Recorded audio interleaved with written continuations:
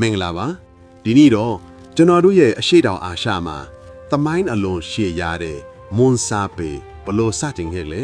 ဘလို့မျိုးခေတ်ဆက်ပြောင်းလဲလာခဲ့လဲဆိုတာကိုပြောပြခြင်းပါတယ်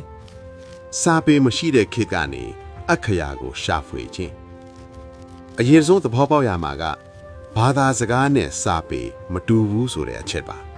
မွန်လူမျိုးတွေဟာရှေးကလေးကမွန်ဘာသာစကားကိုပြောဆိုခဲ့ကြပေမဲ့ကိုယ်ပိုင်အခရာမရှိသေးခင်အချိန်ထိစာပေဆိုတာမရှိသေးပါဘူးဒါပေမဲ့မွန်လူမျိုးတွေဟာစကားပြောရုံနဲ့မတင်းတိမ်ပဲကိုယ်ပိုင်စာပေဖြစ်ထွန်းလာဖို့အလွန်ကြိုးစားခဲ့ကြပါတယ်အဲ့ဒီလိုရှာဖွေကြိုးပမ်းရင်ခရစ်တက္ကရာ900စုလောက်မှာမွန်စာပေဟာပထမဆုံးအကြိမ်ပေါ်ပေါက်လာခဲ့တာပါဘယ်ကနေဆင်းသက်လာတာလဲ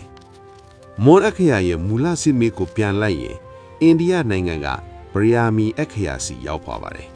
အဲ့ဒီကနေသစင်အိန္ဒိယတောင်ပိုင်းကပလဝလူမျိုးတွေရဲ့အခရာဖြစ်လာတယ်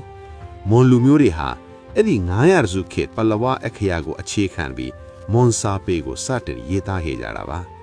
ဒါကိုယူရီးယားနိုင်မှဖရပထုံဘရားမှာတွေ့ရတဲ့ကြောက်စာအထောက်ထားတွေကအခိုင်အမာတက်တယ်ပြနေပါတယ်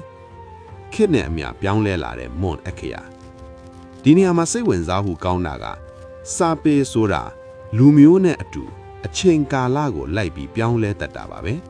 900စုမှာဖရပထုံဘရားကြောက်စာကမွန်အခရာတစ်မျိုး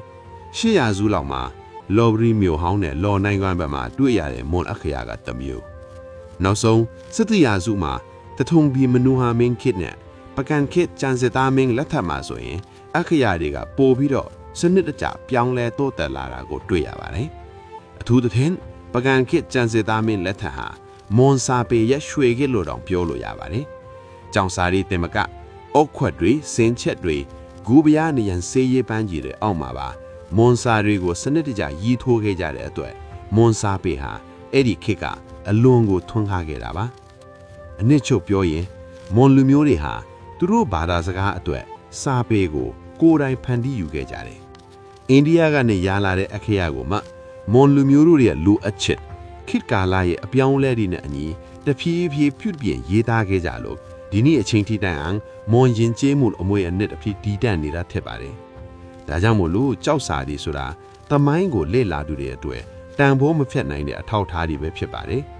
အဲ့ဒီကြောက်စာတွေကသဆင့်မွန်လူမျိုးတို့ရဲ့ရှေးခေတ်ကစာပေရင်ကျေးမှုအစဉ်တန်းဘလောက်မြင့်မားခဲ့တယ်လဲဆိုတာကိုကျွန်တော်တို့ဂုဏ်ယူစွာနဲ့သိနိုင်ပါတယ်ခင်ဗျာ